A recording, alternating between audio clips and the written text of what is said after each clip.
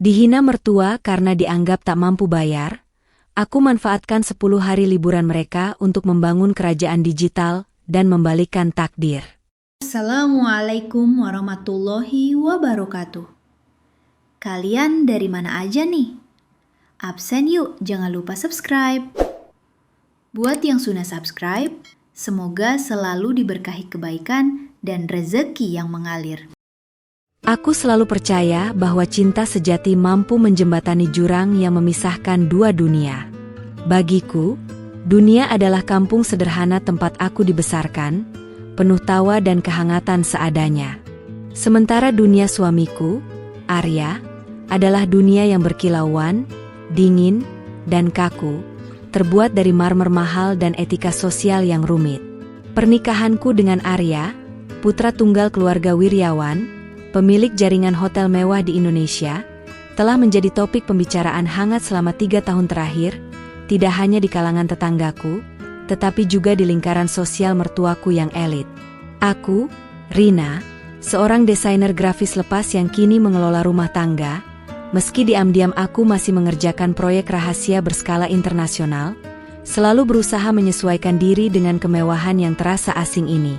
Meski Arya mencintaiku tanpa syarat, atau setidaknya, itulah yang dia yakini, cinta itu terasa begitu rapuh ketika dihadapkan pada tatapan menghakimi dari Ibu Hera, mertuaku. Ibu Hera adalah perwujudan keanggunan yang sempurna. Rambut yang selalu tertata rapi, perhiasan emas putih yang berkelip, dan sorot mata tajam yang mampu membuatku, si wanita berhijab sederhana ini, merasa sekecil debu di karpet Persia mereka. Kritikannya tidak pernah berupa teriakan atau omelan kasar, melainkan bisikan dingin yang menusuk, disampaikan dengan senyum tipis yang penuh makna meremehkan. Rina, sapu itu bukan tongkat sihir. Kerjakan dengan benar. Tuan rumah Wiryawan tidak membersihkan seperti orang yang baru turun dari desa, katanya suatu pagi, ketika aku dengan cermat menyapu serpihan biskuit yang jatuh di lantai dapur granit. Aku hanya akan tersenyum dan mengangguk, menyembunyikan rasa sakit di balik senyum itu dan lapisan hijabku.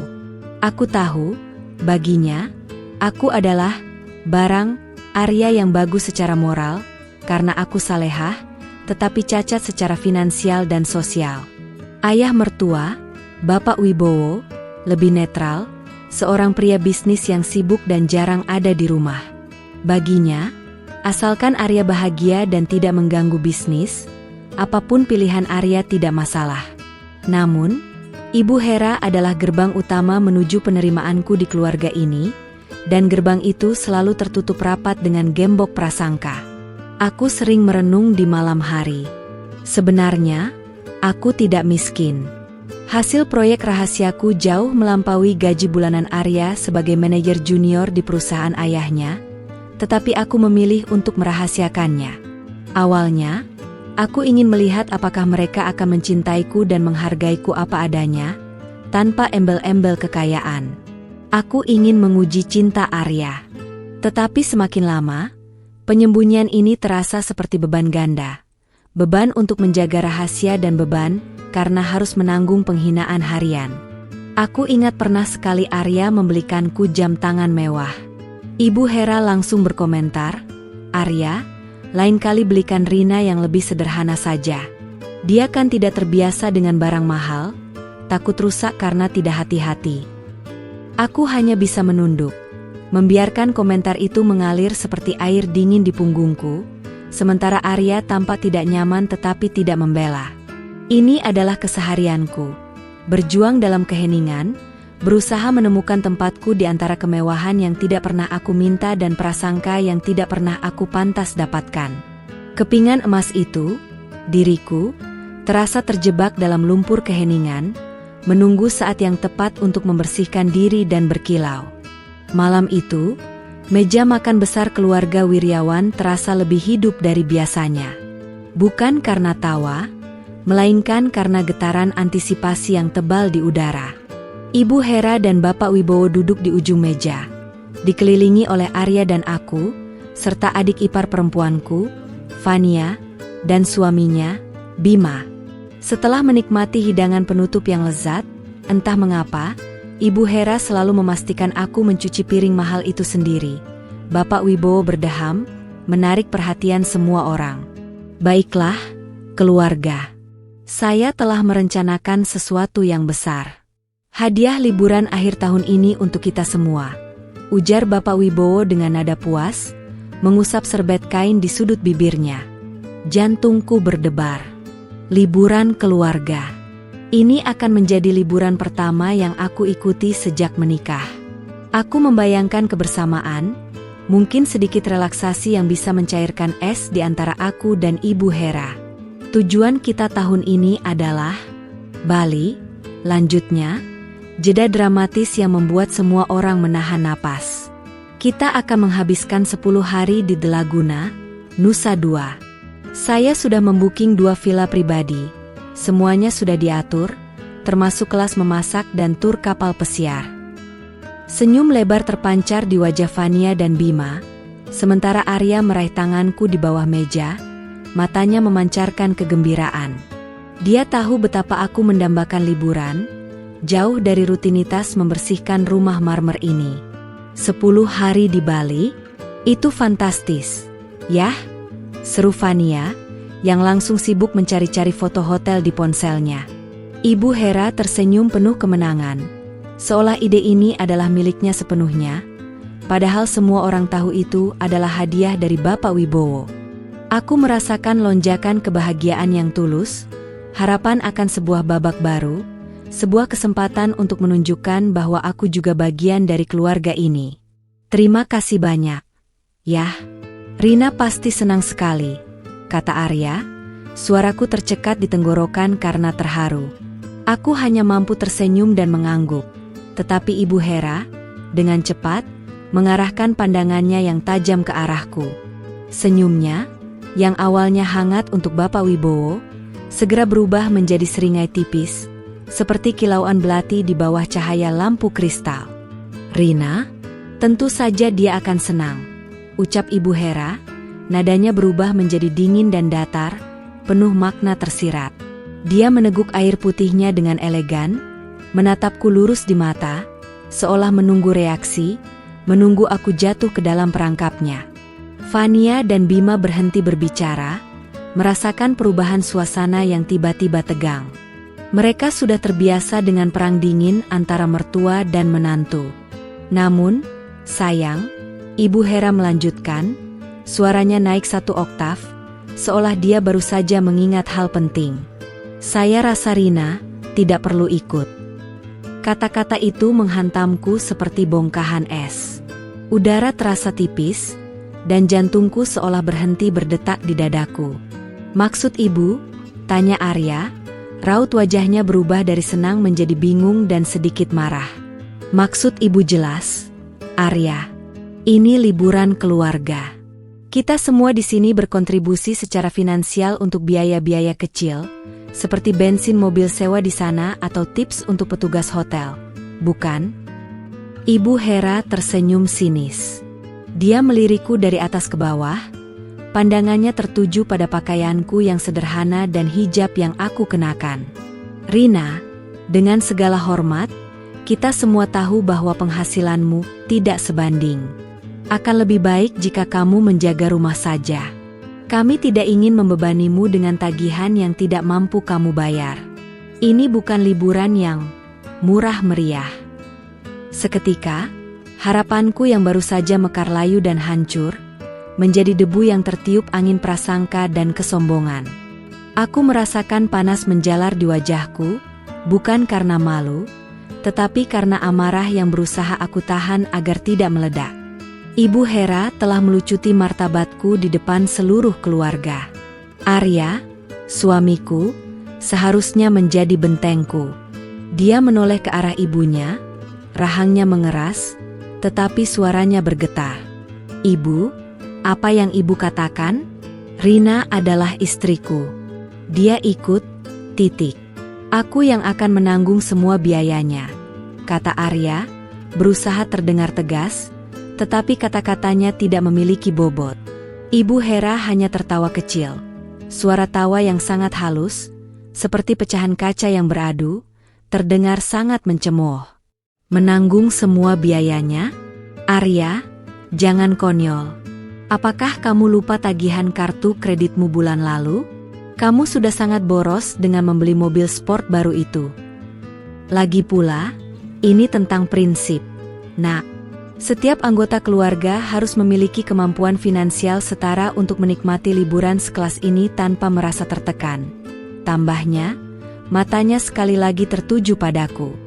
Aku tahu ini adalah taktiknya, membuat Arya tampak lemah di depanku, dan membuatku tampak sebagai beban, meskipun Arya mampu membayar semua kebutuhanku. Fania, adik iparku, yang biasanya cuek, menyela dengan suara yang pura-pura manis. Ya, Kak Arya, kasihan Karina kalau dia merasa tidak nyaman dengan harga makanan di sana yang sangat mahal. Biarkan dia liburan, stay cation, saja di rumah, menenangkan diri. Kata-kata Fania menyakiti karena datang dari wanita yang kubantu mengerjakan laporan bisnisnya beberapa kali tanpa meminta bayaran. Solidaritas wanita, apalagi saudara, seolah tak berlaku jika berhadapan dengan uang. Aku akhirnya berbicara, suaraku tenang, lebih tenang dari yang kukira. Bu Hera, Bapak Wibowo, Fania, Bima, saya mengerti kekhawatiran Anda. Tapi saya bisa membayar bagian saya. Saya punya tabungan. Ibu Hera mengangkat alisnya yang sudah rapi tercukur. Tabungan? Untuk Bali 10 hari di Laguna? Rina, sayang, jangan berhayal. Tabunganmu mungkin hanya cukup untuk membeli beberapa baju baru dari toko kecil, bukan untuk liburan sekelas ini. Dia mengeluarkan kartu nama salah satu manajer keuangan mereka, meletakkannya dengan suara pelan di depanku. Jika kamu benar-benar ingin ikut, bayar deposit 25 juta rupiah dalam waktu 2 hari. Uang itu untuk dana tak terduga, keluarga selama di sana. Jika tidak, tetap di rumah. 25 juta rupiah hanyalah lelucon bagi mereka. Bagi mereka, itu adalah cara paling halus dan paling kejam untuk menolakku. Karena mereka yakin itu adalah jumlah yang mustahil aku kumpulkan dalam waktu singkat. Arya mencoba protes lagi, tetapi aku menyentuh lengannya, memberinya tatapan lembut yang menyuruhnya diam. Aku tidak ingin dia berjuang lagi. Aku ingin melihat seberapa jauh dia akan membela wanita yang dicintainya, dan malam ini, dia sudah gagal. Saya mengerti, Bu Hera. Saya akan tetap di rumah. Jawabku. Suaraku datar, tanpa emosi, sebuah topeng sempurna untuk menutupi badai yang berkecamuk di dalam dadaku. Bapak Wibowo, yang selama ini diam, hanya menghela napas. Baiklah, Rina. Jaga rumah baik-baik. Kalau perlu apa-apa, hubungi sopir. Itu adalah satu-satunya kalimat yang menunjukkan sedikit perhatian, tetapi lebih terdengar seperti perintah kepada seorang penjaga. Kesepakatan itu telah dibuat. Aku tidak diizinkan ikut, dianggap tidak mampu membayar, dan dihukum untuk menjaga rumah mewah mereka sementara mereka bersenang-senang di bawah matahari Bali. Malam itu, Arya memelukku, meminta maaf berulang kali, menyalahkan ibunya, tetapi aku hanya diam. Aku tahu, jika dia benar-benar mencintaiku, dia akan membatalkan perjalanannya. Tetapi dia tidak. Dia memilih untuk ikut, meninggalkan aku sendirian. Aku membiarkan pelukan itu. Sementara hatiku sakit, pikiran di balik hijabku sudah mulai bekerja, menyusun sebuah rencana yang jauh lebih besar daripada sekadar membayar deposit 25 juta rupiah. Pagi itu, rumah keluarga Wiryawan dipenuhi oleh koper Louis Vuitton dan desahan kegembiraan. Aku bergerak cepat, membantu membawakan tas kosmetik Ibu Hera, menyiapkan sarapan, bertingkah layaknya seorang asisten rumah tangga yang patuh. Setiap gerakanku terukur, setiap senyumku palsu.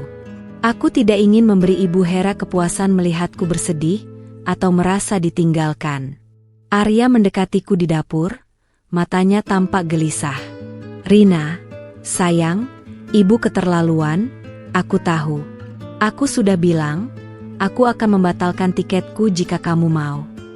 Aku menoleh, menatapnya. Wajahnya lelah, tetapi di matanya, aku melihat secercah harapan agar aku menolak tawarannya itu. Dia ingin pergi, tetapi dia juga ingin aku merasa dihargai. Sebuah konflik yang dangkal. Jangan, Arya. Pergi saja. Itu hadiah ayahmu.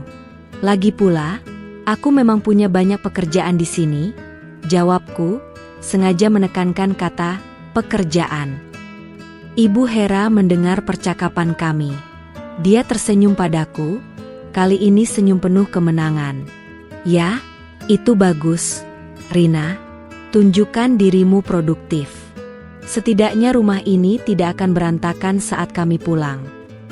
Dia melemparkan satu set kunci cadangan kepadaku. Tolong kunci gudang anggur itu ganti karena kunci yang lama hilang. Dan jangan lupa menyiram anggrek saya di balkon atas 2 kali sehari. Aku mengangguk, mengambil kunci itu dengan telapak tangan yang berkeringat.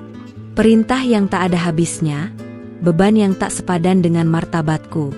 Saat mobil Alphard hitam yang syarat koper itu perlahan meninggalkan gerbang, aku berdiri di teras, melambai.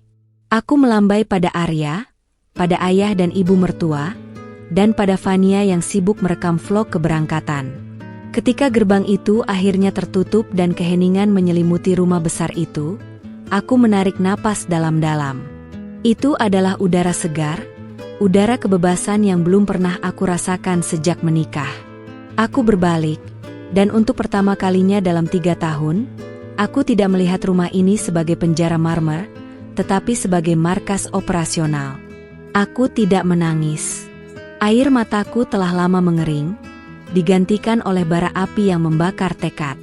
Aku naik ke lantai atas, bukan ke kamar tidur utama yang mewah, tetapi ke kamar kecil di ujung lorong yang selama ini kugunakan sebagai studio kerjaku. Di dalamnya, terdapat 2 monitor 4K, sebuah tablet grafis berukuran besar, dan sebuah server kecil yang berkedip-kedip. Ini adalah dunia rahasiaku. Aku membuka laptop, log masuk rekening bank rahasia yang bahkan Arya tidak tahu keberadaannya, dan menatap angka di layar. Sebuah angka yang jauh lebih besar daripada uang saku bulanan ayah mertua. Uang ini adalah hasil dari proyek-proyek seni digital high-end dan desain NFT yang aku jual di pasar internasional. Proyek yang aku kerjakan saat Ibu Hera mengira aku sedang menjahit pakaian atau memasak di dapur. Sambil tersenyum, aku membuka kalender dan menandai 10 hari ke depan sebagai operasi pembalasan yang elegan. Aku tidak akan menghancurkan liburan mereka, aku akan membangun ulang diriku. Rencana besarku bukan hanya tentang memamerkan uang, tetapi tentang membangun aset yang tidak bisa mereka sangkal, sesuatu yang permanen. Aku menyalakan 2 monitor, cahaya biru terang memantul di mata dan wajahku yang tertutup hijab. Pikiranku yang biasanya dipenuhi jadwal menyetrika dan menumakan malam kini, hanya fokus pada pixel, kode, dan pasar aset digital global. Nama penaku di dunia maya adalah Rina Digital, dan aku adalah salah satu creator NFT paling dicari di Asia Tenggara. Rahasianya, gaya seniku unik, menggabungkan motif tradisional Indonesia yang kaya dengan teknologi blockchain dan estetika futuristik. Karyaku terjual dengan harga yang fantastis dalam mata uang kripto. Aku merahasiakannya dari keluarga Wiryawan, karena sejak awal, mereka hanya melihatku sebagai Rina, gadis sederhana yang dinikahi Arya. Mereka tidak pernah repot-repot bertanya lebih jauh tentang keahlianku yang sesungguhnya. Rina, paling hanya freelance bikin logo untuk UMKM, itulah yang pernah Ibu Hera dengar dari Fania, dan Ibu Hera menerimanya sebagai fakta.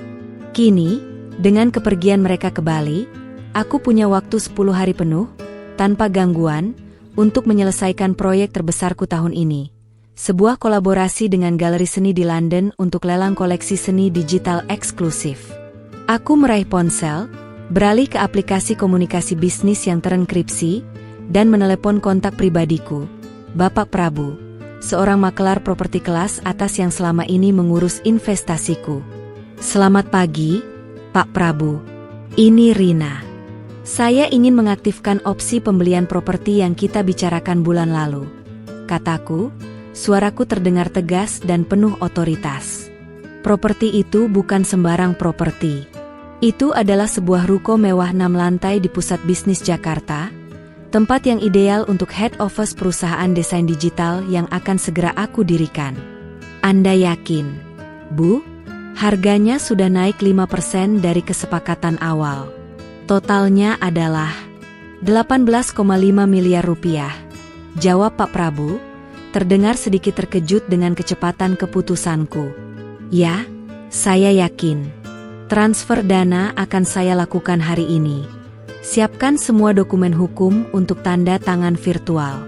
Saya ingin sertifikatnya berada di tangan saya saat keluarga saya kembali dari Bali.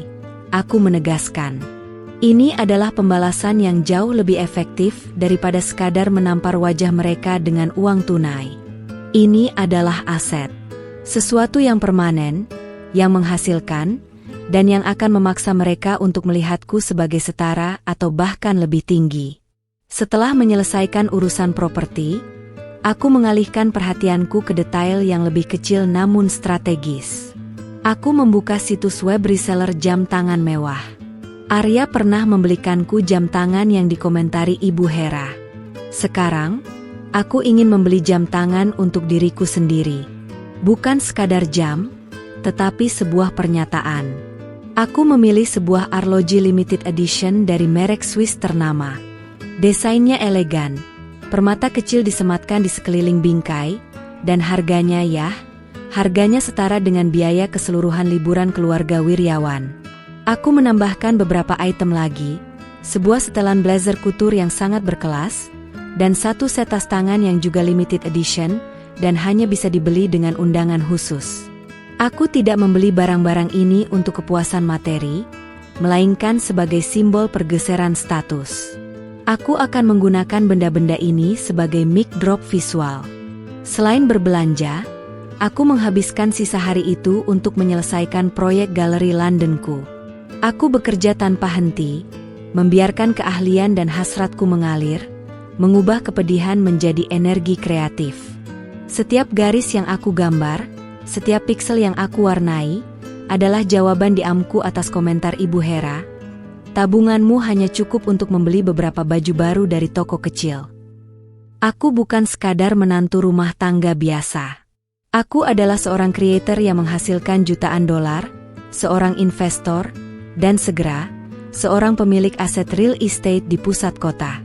Aku melihat kunci gudang anggur Ibu Hera yang tergeletak di meja kerjaku. Aku tersenyum. Ibu Hera, anggrekmu akan baik-baik saja, tetapi ketika kamu kembali, kamu akan menemukan bahwa anggrek yang kamu injak ini telah tumbuh menjadi pohon yang menjulang tinggi, menjulang di atas istanamu.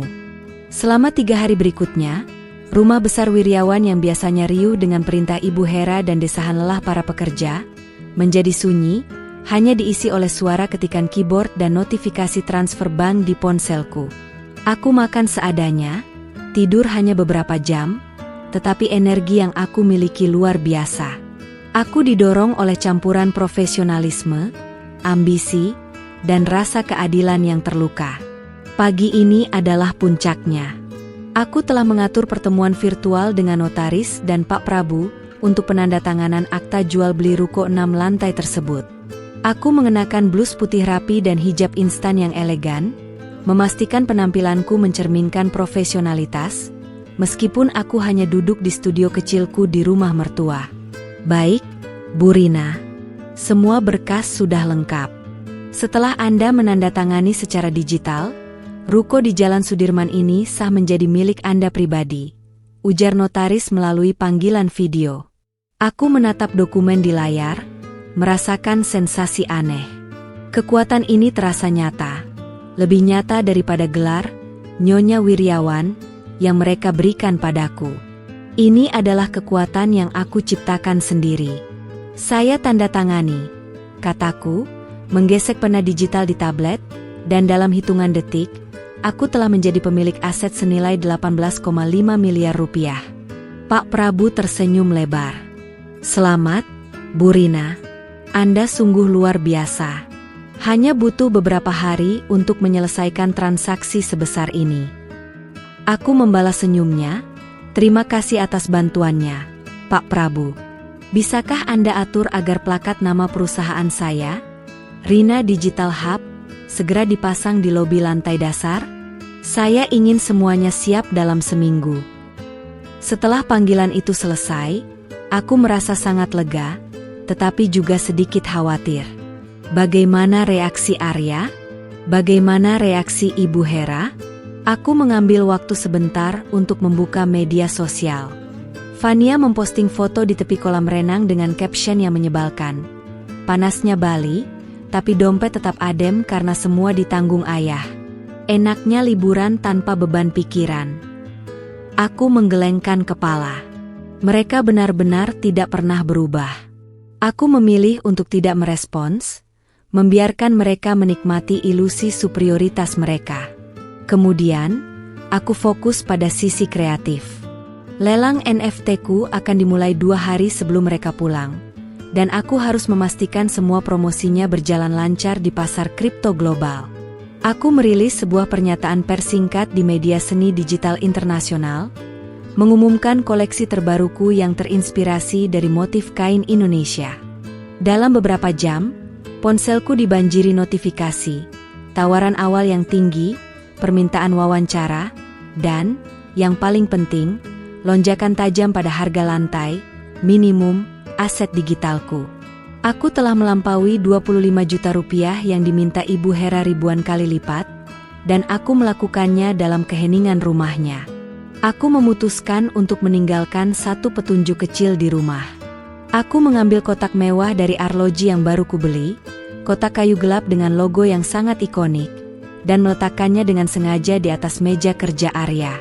Di dalamnya, aku hanya meninggalkan kartu kosong. Aku ingin Arya melihatnya dan mulai bertanya-tanya. Aku ingin menanamkan benih kecurigaan yang akan tumbuh menjadi pengungkapan yang spektakuler. Malam itu, aku tidur nyenyak.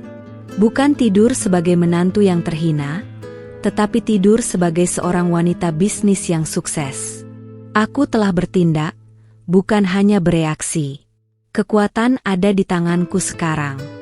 Minggu tanpa kehadiran keluarga Wiryawan adalah waktu yang paling produktif dalam hidupku. Aku bekerja tanpa henti, tetapi tidak lagi merasa seperti budak, melainkan seperti arsitek yang sedang membangun mahakarya pembalasan. Selain menyelesaikan proyek dan urusan properti, aku juga fokus pada transformasiku sendiri. Bukan perubahan fisik, tetapi perubahan aura. Aku memesan jasa stylist pribadi, seorang kenalan lama dari dunia desain, untuk datang diam-diam ke rumah dan membantuku memilih pakaian baru yang aku beli. Aku ingin penampilanku saat mereka kembali menjadi perwujudan dari status baruku. Berkelas, modern, dan mahal, tetapi tetap mempertahankan identitas hijabku. Pilihanku jatuh pada setelan blazer camel yang dipadukan dengan celana panjang bahan wol dan hijab satin premium berwarna senada. Sederhana, tetapi detailnya membuat pakaian itu bernilai puluhan juta. Ini bukan hanya baju, Bu Rina, kata stylistku, Nita. Ini adalah baju perang. Anda terlihat seperti CEO muda yang siap mengambil alih perusahaan. Aku tersenyum puas. Itu adalah kesan yang aku inginkan. Di sela-sela pekerjaanku, aku juga membersihkan rumah, bukan karena kewajiban, tetapi karena keinginan untuk menjadikannya tempat yang menyenangkan. Aku menata ulang ruang tamu, membeli bunga segar, dan mengganti taplak meja kusam Ibu Hera dengan taplak sutra baru yang aku rancang sendiri. Saat aku sedang menyiram anggrek Ibu Hera di balkon, aku melihat mobil pengiriman berhenti di depan gerbang. Itu adalah pengiriman jam tangan Swissku. Pria pengiriman itu membawa kotak yang sangat besar, dikawal oleh 2 petugas keamanan pribadi dari perusahaan pengiriman barang berharga. Aku menandatangani tanda terima dengan nama lengkapku, Rina Pradana. Bukan Rina Wiryawan.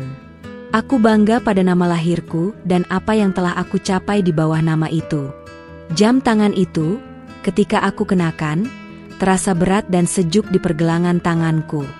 Jam itu adalah karya seni, sebuah simbol pengorbanan dan kesuksesan yang aku sembunyikan selama ini.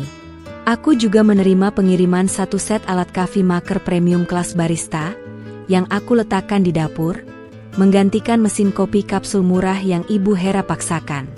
Aku tidak hanya menyiapkan panggung untuk pengungkapan, tetapi juga menyiapkan mental. Aku harus tetap tenang, anggun, dan tidak terpancing. Tujuanku bukan untuk membuat keributan, tetapi untuk menciptakan kejutan yang tak terlupakan. Aku menghabiskan sore terakhir sebelum kepulangan mereka dengan berlatih.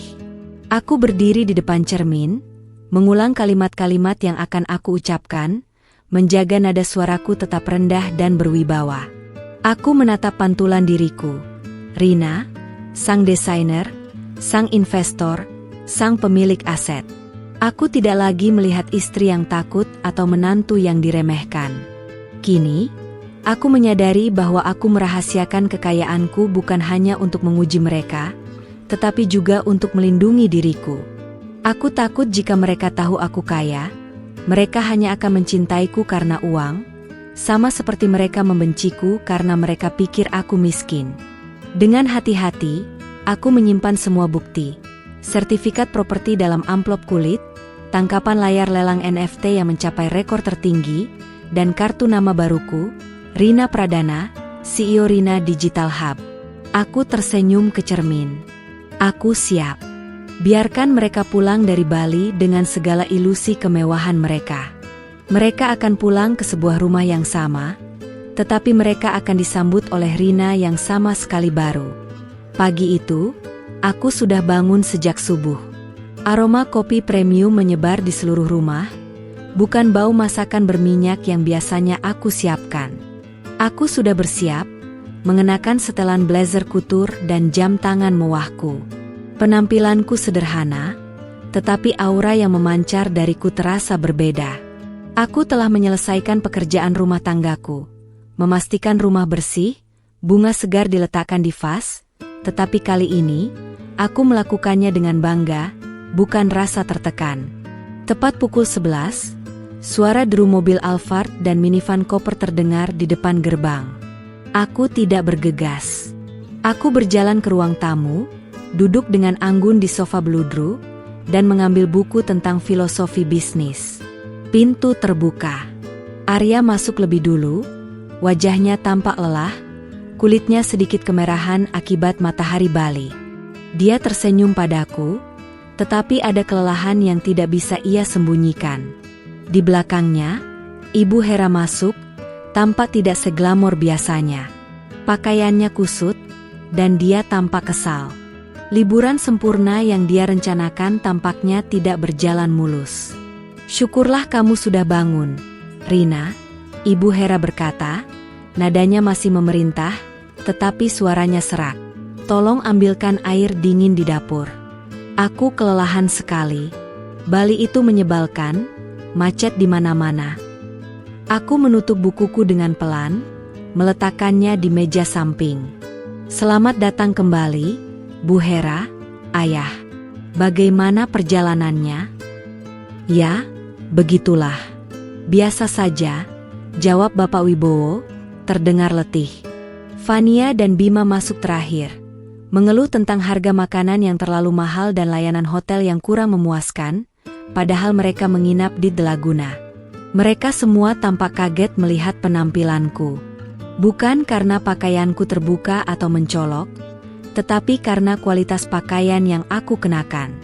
Kainnya tampak mahal, potongannya sempurna. "Rina, kamu sudah menyapu lantai, kan? Kenapa kamu berpakaian seperti mau ke pesta? Kamu harusnya membantu mengeluarkan koper," tegur Ibu Hera. Matanya menyipit, mencoba mencari kesalahan. Aku berdiri, tersenyum kecil. "Tentu saja, Bu.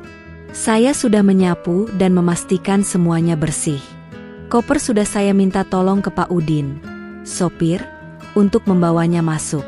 Dia sedang membawanya ke kamar." Ibu Hera terdiam sejenak. Aku telah melakukan tugasnya, tetapi dengan cara yang lebih berkelas, membuatnya tidak punya celah untuk mengkritik. Arya mendekatiku dan memelukku sebentar. "Aku kangen kamu, sayang. Rumah terasa berbeda tanpamu. Selamat datang kembali, Arya, balasku, senyumku tulus untuknya, tetapi ada jarak yang tak terucapkan di antara kami. Ibu Hera memanggilku lagi, Rina, ini untukmu. Dia menyerahkan sebuah gantungan kunci kecil berbentuk ukiran kayu Bali yang sangat biasa, yang aku yakin dia beli di warung pinggir jalan. Ini souvenir MU. Kamu tidak ikut, jadi ini saja. Jangan berharap lebih. Ya, katanya, matanya memancarkan rasa superioritas yang menjengkelkan. Aku menerima gantungan kunci itu dengan hormat. Terima kasih, Bu Hera. Ini sangat berarti. Sambil memegang gantungan kunci murah itu, aku menyadari bahwa liburan mereka yang mewah tidak memberikan kebahagiaan sejati, hanya kelelahan dan keluhan. Sementara aku, dalam 10 hari di rumah, telah mencapai kebebasan finansial dan moral. Aku tidak perlu memamerkan apapun. Aura baruku sudah menjadi pengungkapan tersendiri. Namun, aku tahu, kejutan terbesarku masih menunggu di babak berikutnya. Aku meletakkan gantungan kunci kayu itu dengan hati-hati di meja samping. Itu adalah penghinaan yang paling manis. Pengingat bahwa bagiku, mereka hanya bisa memberikan barang murahan. Ibu Hera berjalan menuju dapur, diikuti Vania, untuk mencari minuman dingin. Aku mendengar mereka bergumam tentang betapa menjengkelkannya perjalanan pulang itu. Rina, kenapa kamu mengganti taplak meja ini? Tanya Ibu Hera, suaranya kembali tajam dari dapur, mengacu pada taplak sutra baruku. Aku berjalan pelan ke dapur, di mana Ibu Hera berdiri di sebelah mesin kopi baru, tampak bingung. Taplak yang lama sudah kusam, Bu. Yang ini lebih cocok dengan warna granit dapur. Dan mesin kopi apa ini? Di mana mesin kapsul lamaku? Mesin ini terlalu rumit untukmu. Lagi pula, kamu tidak tahu cara menggunakannya dengan benar. Kritiknya, mencoba mengembalikan kendali. Saya membelinya sendiri, Bu. Dan ya, saya tahu cara menggunakannya. Saya bisa membuatkan Anda latte jika Anda mau, kataku, melangkah mendekati mesin itu, gerakanku percaya diri dan terampil. Aku menyalakan mesin itu, aroma kopi Arabica yang kaya segera memenuhi ruangan. Aku menyiapkan 2 cangkir, 1 untuk Ibu Hera, 1 untukku. Aku menyajikan kopi dengan sentuhan yang elegan, sesuatu yang tidak mereka sangka bisa kulakukan. Ibu Hera menatap cangkirnya, lalu menatapku. Ada keraguan di matanya. Kamu terlihat berbeda, Rina, ujar Vania, yang lebih peka terhadap mode dan penampilan. Baju itu, potongannya sangat halus. Dari butik mana? Aku belum pernah melihatmu memakainya. Oh, yang ini? Hanya penjahit langganan, jawabku, senyum kecil di bibirku. Aku tidak berbohong. Penjahit langgananku adalah desainer ternama yang hanya melayani klien VVIP. Ibu Hera mengernyit, jangan membuang-buang uang untuk pakaian, Rina. Lebih baik kamu menabung untuk liburan berikutnya. Mungkin tahun depan, jika kamu sudah cukup uang untuk deposit 25 juta rupiah. Ya, Bu Hera, jawabku tenang, meneguk kopi buatan sendiri. Saya yakin, mulai sekarang, biaya 25 juta rupiah itu tidak akan lagi menjadi masalah bagi saya. Kata-kataku itu terdengar biasa, tetapi disampaikan dengan intonasi yang begitu yakin sehingga menciptakan keheningan yang aneh di dapur. Arya masuk, tampak sedikit lebih segar. Dia menatapku dan tersenyum, tetapi kemudian matanya terpaku pada pergelangan tanganku. Pergelangan tanganku yang biasanya kosong kini dihiasi oleh kilauan jam tangan Swiss Limited Edition yang berkilau di bawah cahaya lampu. Jam itu, yang bahkan ayah mertua belum tentu memilikinya, terasa sangat asing dan menonjol di pergelangan tangan wanita yang mereka anggap tidak mampu membayar tips pelayan. Arya meraih tanganku. Rina, ini jam tangan apa? Ini terlihat sangat mahal. Aku menarik tanganku pelan. Oh, ini? Aku membelinya. Hadiah kecil untuk diriku sendiri setelah menyelesaikan beberapa proyek. Ekspresi Arya campur aduk, terkejut, kagum, dan yang paling penting, takut. Dia tahu bahwa jam tangan sekelas itu tidak mungkin dibeli dari hasil desain logo UMKM. Ibu Hera, yang awalnya tidak memperhatikan, kini melihat jam tangan itu, matanya membelalak kaget, seolah melihat hantu. Keheningan itu semakin berat, dan kini, saatnya aku mulai memainkan kartuku. Ibu Hera adalah yang pertama pulih dari keterkejutannya, meskipun ia melakukannya dengan menyangkal realitas. Rina, kamu jangan konyol. Itu jam tangan KW, kan? Mereknya sama, tapi pasti palsu. Jangan mempermalukan keluarga. Di mana kamu membelinya? Di pasar malam? Tanyanya. Nada suaranya berubah dari meremehkan menjadi panik. Aku tersenyum lembut. Bu Hera, ini asli. Saya membelinya dari reseller resmi. Saya rasa Anda tahu, jam tangan seperti ini tidak dijual di pasar malam. Tidak mungkin. Kamu tidak punya uang sebanyak itu. Bentaknya, melanggar keanggunan palsunya. Aku mengambil gantungan kunci kayu yang dia berikan padaku. Aku membandingkannya dengan jam tangan di pergelangan tanganku. Anda benar, Bu. Saya tidak punya 25 juta rupiah dalam 2 hari saat itu. Tapi saya punya lebih dari cukup untuk membeli jam tangan ini, yang harganya setara dengan 3 kali lipat biaya liburan Anda. Dan uang itu, saya hasilkan sendiri, dalam 10 hari ini. Arya, Bapak Wibowo, Fania, dan Bima menatapku, mata mereka dipenuhi rasa tak percaya dan ketakutan. Bagaimana? Kamu mencuri uang di gudang ayah? Tanya Arya, ide paling logis yang bisa dia pikirkan dalam kebingungan. Tentu saja tidak. Arya, ingat aku bilang aku punya pekerjaan? Aku meraih tas tanganku, yang juga baru dan sangat mahal, dan mengeluarkan 2 kartu nama.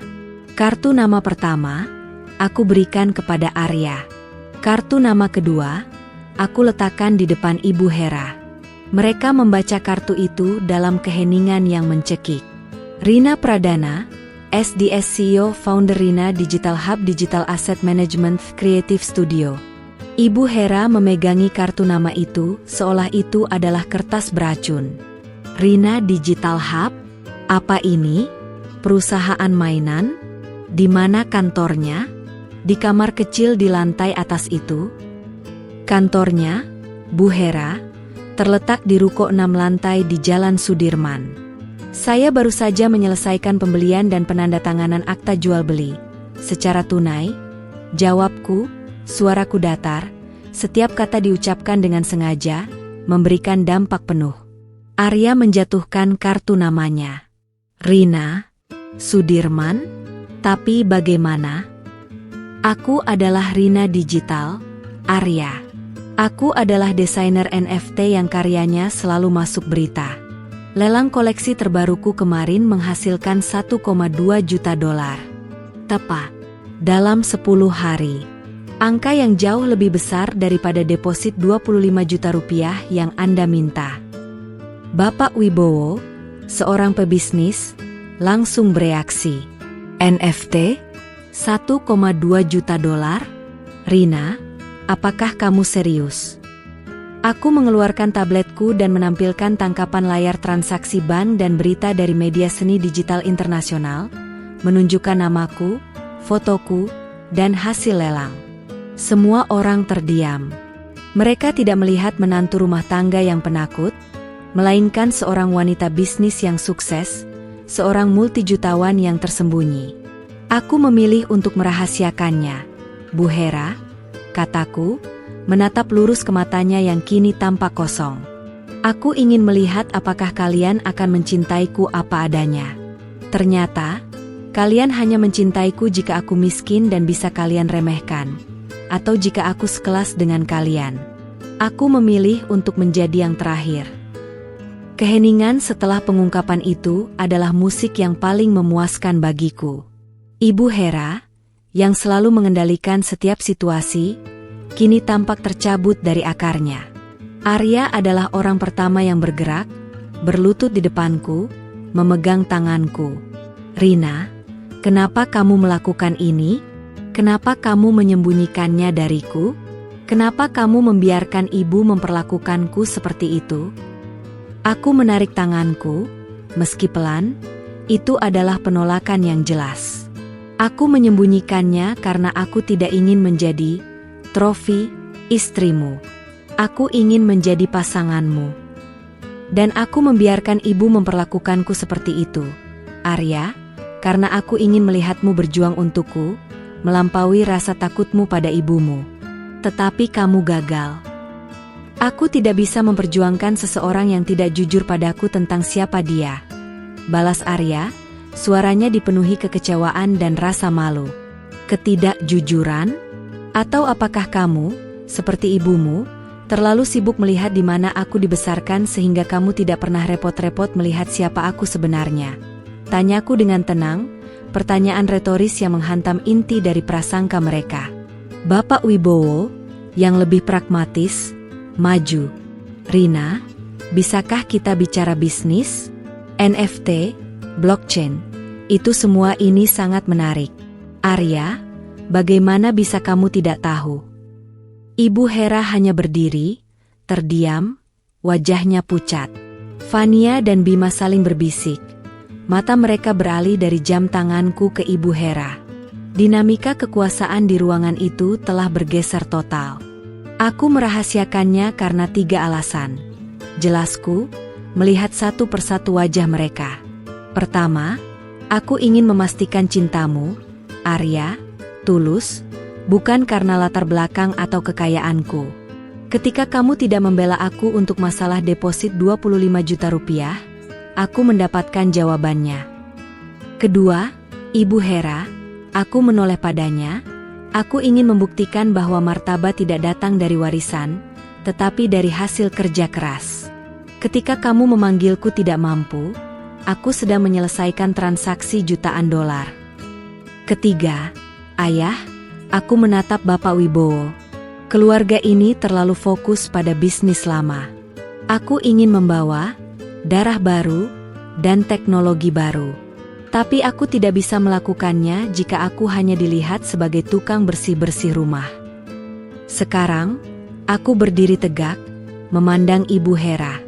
Aku sudah membuktikan diriku.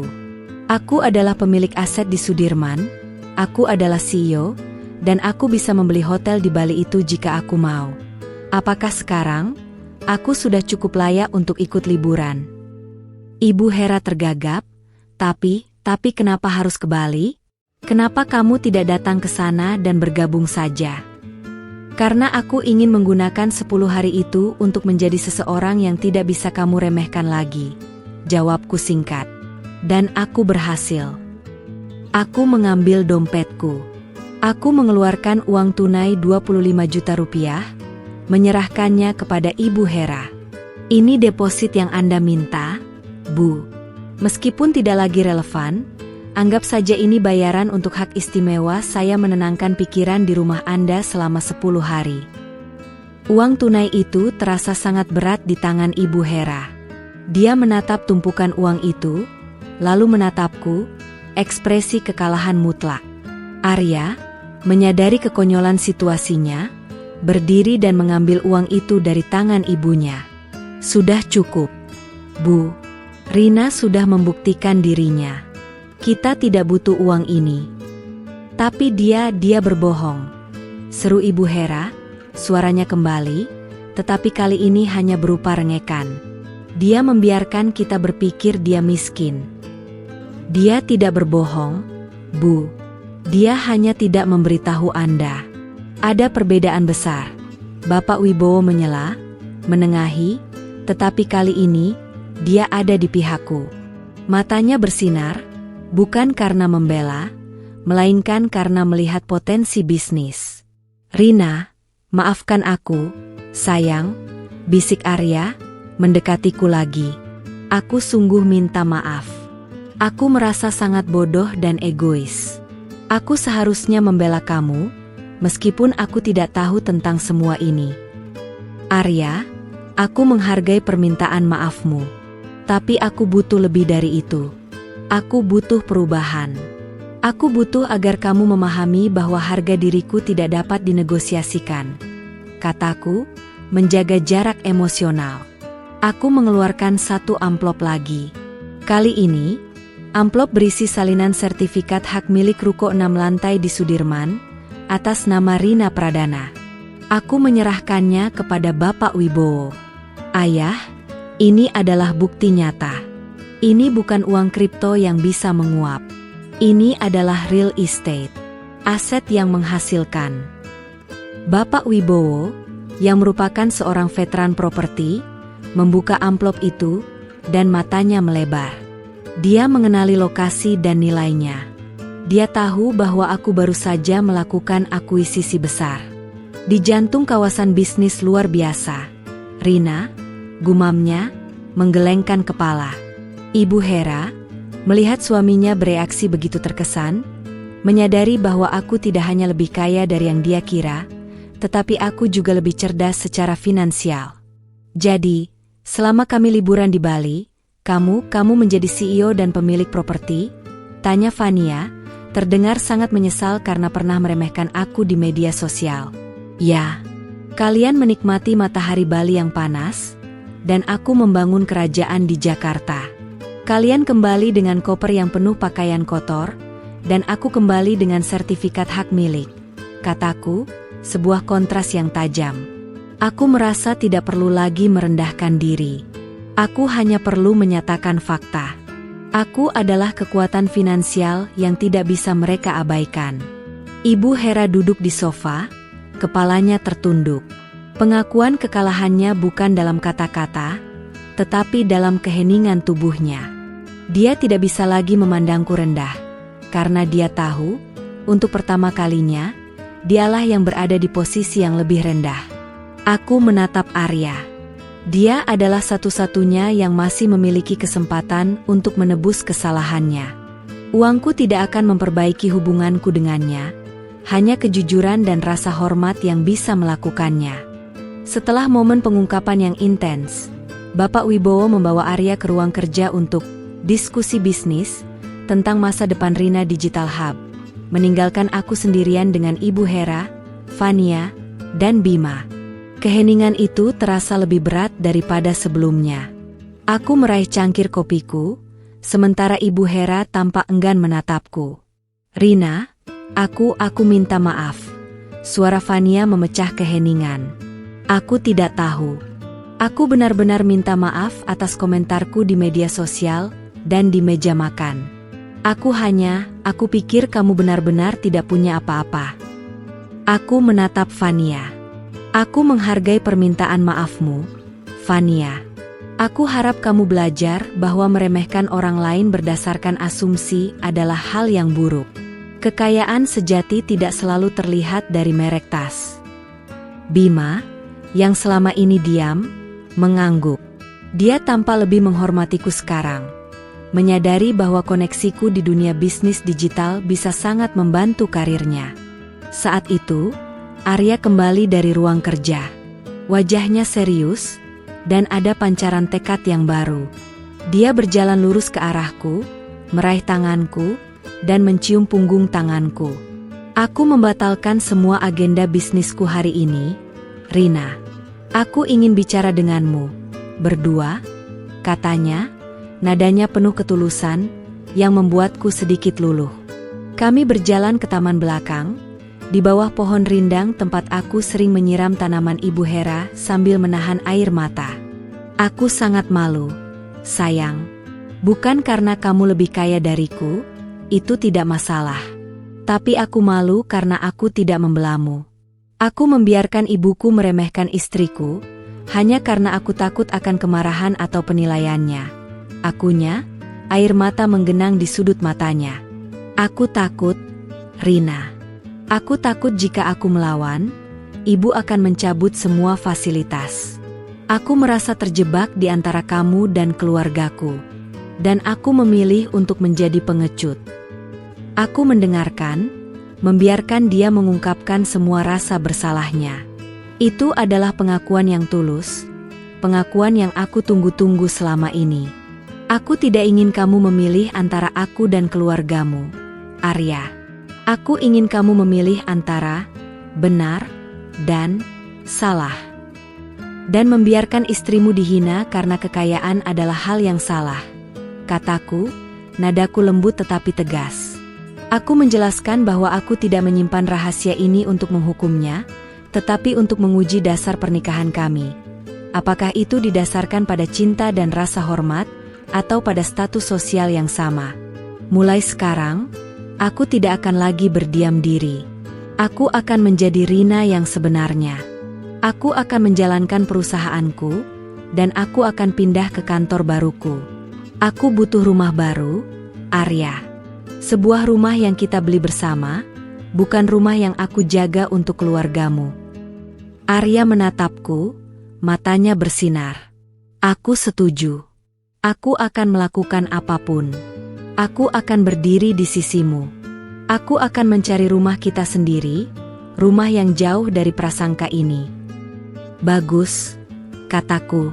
Tetapi ada satu batasan lagi. Aku tidak akan lagi menyembunyikan kekayaanku, tetapi aku juga tidak akan memamerkannya. Namun, aku ingin Ibu Hera dan semua orang menghormatiku. Bukan sebagai istri Arya, tetapi sebagai Rina Pradana. Dia memelukku erat-erat. Pelukan itu terasa lebih kuat, lebih jujur, dan tidak lagi dipenuhi rasa malu. Aku tahu, pengungkapan ini memang menyakitkan, tetapi itu adalah operasi yang diperlukan untuk menyelamatkan pernikahan kami. Malam harinya, suasana makan malam keluarga sangat berbeda. Ibu Hera, yang biasanya mendominasi percakapan, kini hanya diam.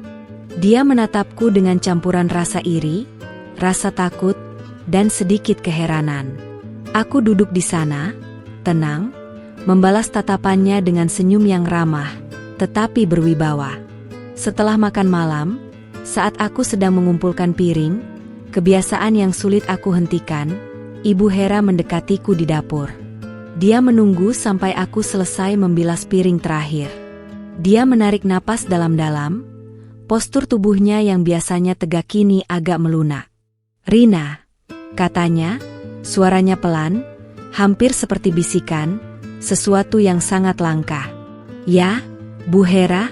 Tanyaku, menoleh padanya. Dia tidak menatapku. Dia menatap wastafel stainless steel.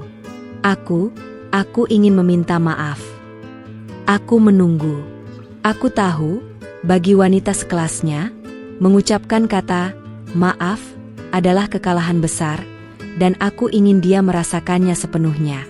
Aku minta maaf karena meremehkanmu. Aku minta maaf karena melarangmu ikut liburan. Aku minta maaf karena menganggapmu tidak mampu membayar. Lanjutnya, setiap kata diucapkan dengan sangat canggung dan berat.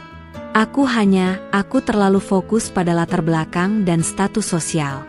Aku pikir aku melindungi Arya dari kesulitan finansial, tetapi ternyata, aku menghina calon mitra bisnis terbaik yang pernah dimiliki keluargaku.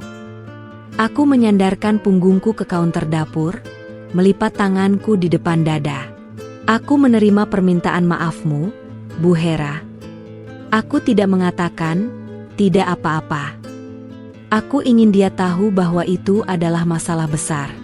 Namun, Bu, aku melanjutkan, aku tidak ingin Anda meminta maaf karena saya kaya. Saya ingin Anda meminta maaf karena Anda meremehkan saya saat Anda pikir saya miskin. Karena martabat saya, dan setiap orang, tidak tergantung pada jumlah uang di rekening bank. Ibu Hera akhirnya menatapku. Ada sedikit kelembaban di matanya. Aku mengerti. Aku minta maaf. Aku berjanji, mulai sekarang, aku akan memperlakukanmu dengan rasa hormat yang pantas kamu dapatkan. Aku mengangguk. Terima kasih, Bu Hera. Mulai besok, saya akan pindah ke kantor baru saya. Arya dan saya akan mencari rumah baru. Kita akan tetap menjadi keluarga, tetapi batas-batas kita akan jelas. Dia menghela napas lega, seolah beban berat terangkat dari bahunya. Sekarang, dia tidak hanya mendapatkan menantu yang kaya raya, tetapi juga menantu yang tahu bagaimana menetapkan batasan. Bapak Wibowo, yang menguping dari ruang tamu, masuk dan tersenyum padaku. Selamat datang di dunia bisnis, Rina. Kami senang memilikimu sebagai saingan dan mitra. Aku tersenyum. Aku telah mencapai tujuanku. Aku tidak hanya mendapatkan rasa hormat dari Arya, tetapi juga dari mertuaku, dan aku melakukannya tanpa merusak hubungan secara permanen, hanya merombak ulang. 2 minggu berlalu, dan hidup kami telah berubah total. Aku secara resmi mengoperasikan Rina Digital Hub, kantor baruku ramai dengan karyawan muda dan kreatif, dan Arya, yang kini menjadi pendukung terbesarku, sibuk dengan pekerjaannya, tetapi dia tampak lebih bahagia. Ibu Hera kini memanggilku, Rina sayang, dan bahkan meminta nasihatku tentang investasi kecil dalam aset digital, yang membuatku geli sekaligus puas. Fania dan Bima sering mendatangiku untuk membahas kolaborasi bisnis. Arya dan aku menemukan rumah impian kami, sebuah rumah minimalis dengan studio kerja yang besar untukku, jauh dari kemewahan wiryawan yang mencekik. Malam itu, Arya pulang kerja dengan membawa brosur. Dia duduk di sampingku di sofa. Aku membatalkan liburan Baliku, dan kamu membangun kerajaan, Rina. Sekarang, giliran kita, katanya, matanya berbinar. Dia menunjukkan brosur itu kepadaku. Itu adalah paket bulan madu eksklusif, bukan ke Bali, tetapi ke Maldives. Aku sudah memesan villa di atas air selama 10 hari. Hanya kita berdua. Kali ini, biaya itu tidak masalah lagi, kan, Nyonya CEO? Godanya, mencium keningku. Aku tertawa, tawa yang tulus dan bebas. Tawa yang tidak pernah aku izinkan keluar di rumah wiryawan yang penuh prasangka. Tentu saja tidak masalah, Tuan Wiryawan, jawabku. Tapi aku ingin kita membayar tagihan ini dengan kartu kredit atas namaku, dari rekening Rina Digital Hub. Hanya untuk memastikan, aku menyeringai. Arya tertawa dan setuju. Dia telah belajar bahwa kekayaan hanyalah alat, dan rasa hormat adalah mata uang yang jauh lebih berharga. Aku merenung.